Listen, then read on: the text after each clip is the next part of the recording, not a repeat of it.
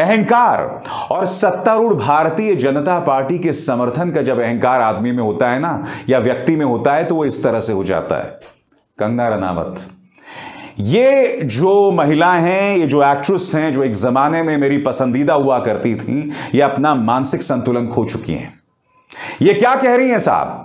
खुद को शाहरुख खान, अक्षय कुमार, प्रियंका, रणवीर सिंह सबसे बेहतरीन बता रही हैं।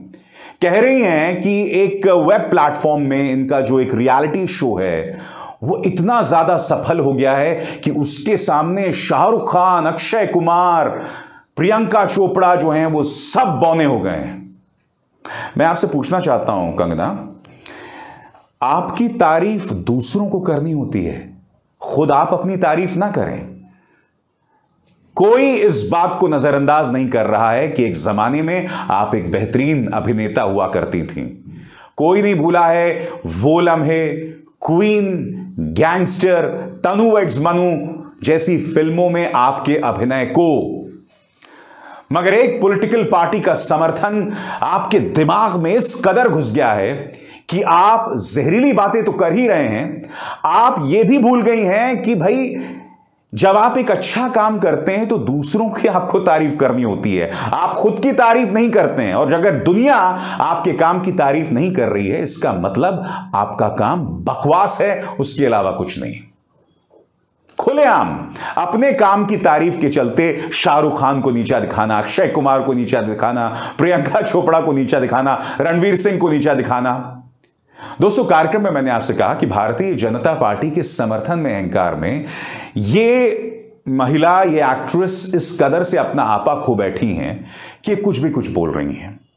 मैं आपको बतलाना चाहता हूं, एक जमाने में ट्विटर पे हुआ करती थी, फिर इन्होंने दो निहायत ही वाहियात बयान दिए। पहला बयान क्या था? उन्होंने किसानों से इस कदर ये खफा हो गई कि इन्होंने याद दिलाई इंदिरा गांधी की। इन्होंने कहा कि ऐसे किसानों का, ऐसे लोगों का समाधान इंदिरा गांधी के पास था। आप जानते हैं, जब इंदिरा गांधी प्रधानमंत्री थी तो ऑपरेशन ब्लू स्टार हुआ था। उनकी हत्या के बाद 1984 का नरसंहार हुआ था, जिनमें हजारों बेकसूर सिखों को मौत की घाट उतार दिया गया था। यही नहीं, कंगना रनावत ने प्रधानमंत्री नरेंद्र मोदी से यह भी अपील की थी कि आप अपना 2002 वाला रूप दिखाएं। 2002 को क्या हुआ था? गुजरात का नरसंहार हुआ था, जहां सैकड़ों मुसलमानों को मौत के घाट उतार दिया गया था। यह महिला जो है नरसंहारों की, दंगों की इतनी आसानी से बात करती है। इंदिरा गांधी और नरेंद्र मोदी को याद करती है, मगर उनके नकारात्मक पहलुओं के लिए। और मैं आपको याद दिलाना चाहूंगा, ऐसे वाहियात बयान देने के बावजूद, आपको याद होगा एक बार ये किसानों के बीच फंस गई थी। ये वीडियो याद है आपको? इस वीडियो में देखिए, किसानों के बीच फंस गई थी कंगना, और इन्होंने किसानों के बारे में न जाने कितने अपशब्द कहे थे। मगर फिर दो किसान औरतें आई और इनसे यही कहा कि बेटी, तुम ये सब ऐसा क्यों बोलती हो। प्यार से समझाया कंगना रनावत को, और फिर किसानों ने विरोध प्रदर्शन करने के बाद उन्हें जाने दिया। कल्पना कीजिए, इसी तरह से भक्तों के बीच या उन अंध भक्तों के बीच कोई ऐसा व्यक्ति फंस जाता जो मोदी सरकार की आलोचना करता। यानी कि कंगना रनावत किसानों को गालियां देती रही, वो किसानों के बीच फंसी भी, मगर किसान ने हिंसा का रास्ता अख्तियार नहीं किया। जबकि आपने 1984 के नरसंहार की बात की, आपने प्रधानमंत्री नरेंद्र मोदी को 2002 की याद दिलाई कि वैसा रूप आप फिर से अख्तियार करें, जब गुजरात के अंदर कई मुसलमानों को मौत के घाट उतार दिया गया था। दोस्तों, मैं आपको बतलाता हूं, कंगना रनावत ऐसी नहीं हुआ करती थी। कंगना रनावत हूं, विवेक अग्निहोत्री हूं, अक्षय कुमार हूं, ये वो तमाम चेहरे हैं दोस्तों जिन्होंने वक्त की नजाकत को देखकर अपने तेवर बदल दिए। और मैं आपको बतलाता हूं क्यों। अभी कुछ ही दिनों पहले मेरी मुलाकात एक अभिनेता के साथ हुई, जो अभिनेता कंगना के साथ काम कर चुके हैं।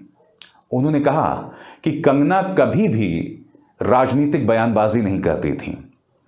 उन्होंने शायद यह महसूस किया कि अगर मैं इस तरह के उग्र बयानात दूंगी भारतीय जनता पार्टी के कार्यकाल में, तो मुझे फायदा मिलेगा। तभी वो इस तरह के बयान देने लगी। हो सकता है कि आने वाले दिनों में भारतीय जनता पार्टी कहीं ना कहीं से उन्हें लोकसभा का टिकट भी दे दे, मुझे हैरत नहीं होगी। तो कंगना रनावत उस फहरिस्त में आती हैं जो वक्त के हिसाब से अपने तेवर बदल लेती हैं। अक्षय कुमार, आप जानते हैं इनकी फिल्म आई थी अब तुम्हारे हवाले वतन साथियों, अमिताभ बच्चन के साथ ये फिल्म थी।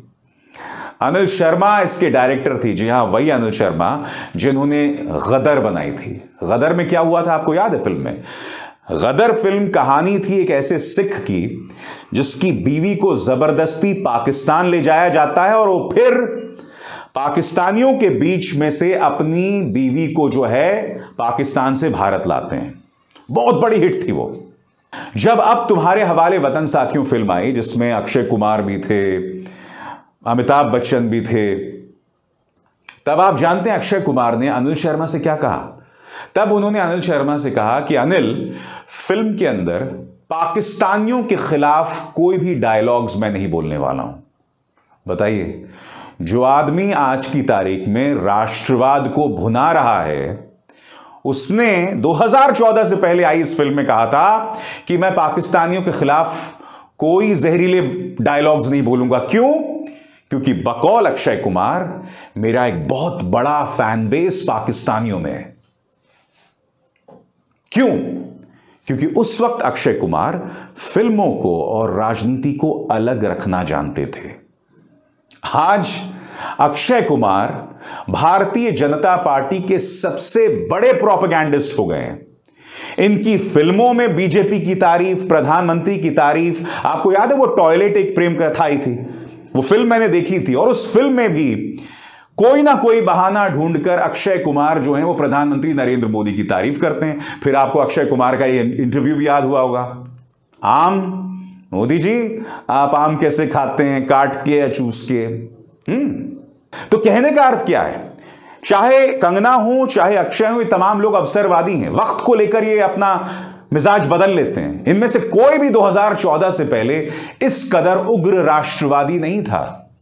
ये समझ गए कि अगर हम भारतीय जनता पार्टी की हां में हां मिलाएंगे, उनकी सियासत के हिसाब से चलेंगे, तो इसका फायदा हमें होगा।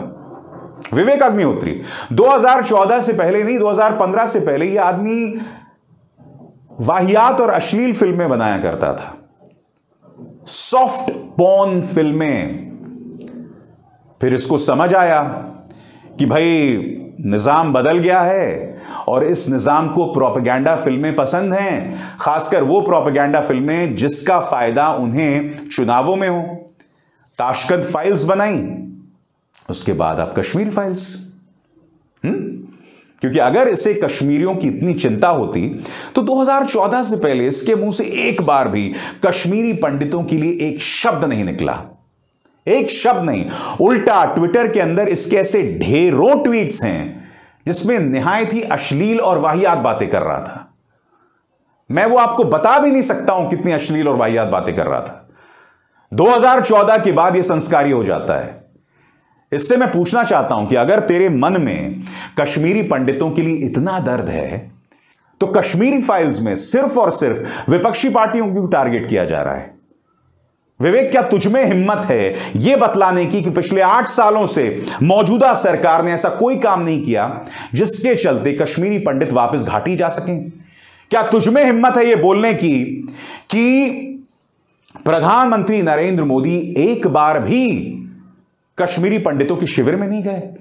क्या तुझमें हिम्मत है कि 1990 में जब हमारे कश्मीरी पंडितों भाई बहनों को टारगेट किया जा रहा था, तब भारतीय जनता पार्टी उनके दुख में शरीक होने नहीं गई और उल्टा आडवाणी ने राम रथ यात्रा शुरू कर दी मुद्दे को पूरी तरह से भटकाने के लिए?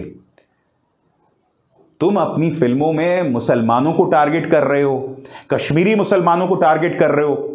हालांकि एक बात से मैं इत्तेफाक रखता हूं और मैं पहले भी कह चुका हूं कि उस वक्त जब हमारे कश्मीरी पंडितों को बाहर निकाला जा रहा था तब उनके पड़ोसी मुसलमानों को उनके पक्ष में उतरना चाहिए था। मैं जानता हूं यह बहुत मुश्किल है, मगर कोशिश की जानी चाहिए थी। मैं नहीं जानता हूं ऐसी कितनी मिसालें हुई हैं, मगर हम सब जानते हैं कि आतंकवाद के उस दौर में और आज भी कश्मीरी मुसलमानों को भी इसका दंश सहना पड़ रहा है, इसका शाप सहना पड़ रहा है। और यही नहीं, मेहनत कश, ईमानदार, अपनी रोजी रोटी कमाने वाले जो कश्मीरी मुसलमान कश्मीर के बाहर देश के अन्य हिस्सों में आकर काम करते हैं, उन्हें भी टारगेट किया जाता है।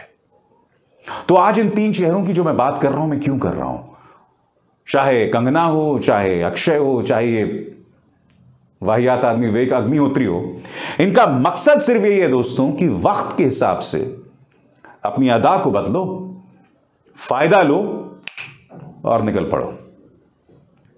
मगर मैं तुम लोगों को अच्छे से समझता हूं और इस मंच पर तुम्हारी हकीकत का पर्दाफाश करने से पीछे नहीं हटने वाला हूं। नमस्कार। स्वतंत्र और आजाद पत्रकारिता का समर्थन कीजिए, सच में मेरा साथी बनिए। बहुत आसान है दोस्तों, इस ज्वाइन बटन को दबाइए और आपके सामने आएंगे ये 3 विकल्प, इनमें से एक चुनिए और सच के इस सफर में मेरा साथी बनिए।